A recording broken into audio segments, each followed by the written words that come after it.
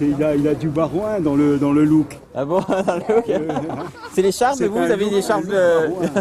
Avec son look de premier de la classe, Geoffroy Didier vit à 33 ans son baptême du feu en politique, dans un canton difficile pour l'UMP. Lors des dernières élections de 2004, le Front National s'était retrouvé au second tour contre le Parti Socialiste qui l'avait emporté. Un fiasco qui agace la droite. Du coup, l'ancien conseiller de Brice-Hortefeux a été choisi pour rectifier le tir avec un discours qui n'est pas sans rappeler celui d'un certain Nicolas Sarkozy. Et souvent, les policiers et les gendarmes, ils retrouvent les délinquants ensuite devant chez eux qui leur font des pieds de nez. Ben ça, c'est pas possible. Et ça, n'importe quel responsable public, qu'il soit maire, qu'il soit élu local ou qu'il soit ministre, il doit se battre pour qu'il y ait plus de sévérité dans les tribunaux. Et moi, ce que je veux dire aux électeurs du Front National, c'est qu'il y a quelqu'un ici qui écoute leurs souffrances et qui, en plus de les écouter, veut les résoudre et résoudre les problèmes concrètement. Je suis un patriote, mais je suis aussi quelqu'un de républicain.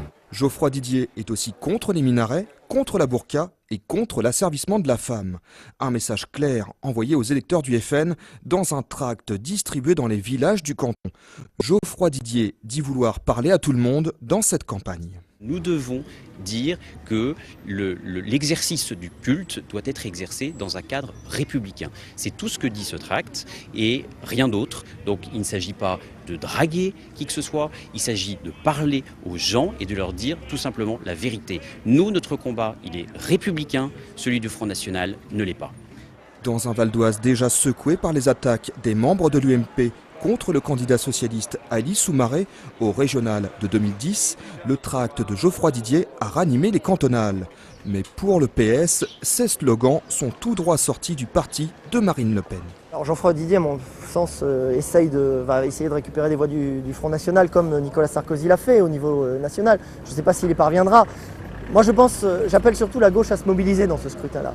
Car il ne faudrait pas que les circonstances avec un Front National élevé, une UMP qui fera ses électeurs, fassent que le PS ne soit pas présent au deuxième tour dans les différentes élections cantonales du département. C'est la surprise du chef. Les militants socialistes n'ont pas reconduit la conseillère générale sortante qui avait pourtant fait basculer le canton à gauche en 1998. Ils lui ont préféré ce jeune candidat de 36 ans. Cédric Sabouret connaît lui aussi sa première campagne. Ta maman en a eu un. Ça, c'est un papier où on explique ce qu'on va faire pour le conseil général, pour le canton de Gonesse. C'est compliqué, hein, mais en gros, c'est pour la ville et puis les villes aux alentours.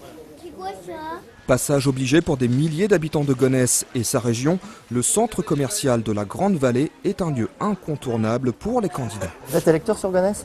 Non, du tout. Non, du tout, vous êtes sur un autre canton peut-être. Moi je suis à Roissy. Donc, à Roissy, c'est dans le canton. Mais ici, c'est d'abord le chômage et l'insécurité qui sont abordés par les électeurs. Alors pas question pour le candidat PS de laisser ses thèmes de campagne à son adversaire. Donc nous sommes en première ligne sur ces questions-là et nous aimerions être davantage aidés par l'État qui souvent est déficient sur les questions de sécurité. Donc les leçons de Geoffroy Didier en matière de sécurité, je pense qu'il ferait mieux de les appliquer à son propre gouvernement UMP. Le Front de gauche, Europe Écologie Les Verts et Debout la République sont également présents au premier tour.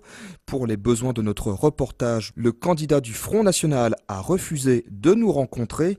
Quoi qu'il en soit, un vent de renouveau va souffler sur ce canton qui regroupe 9 communes au soir du 27 mars.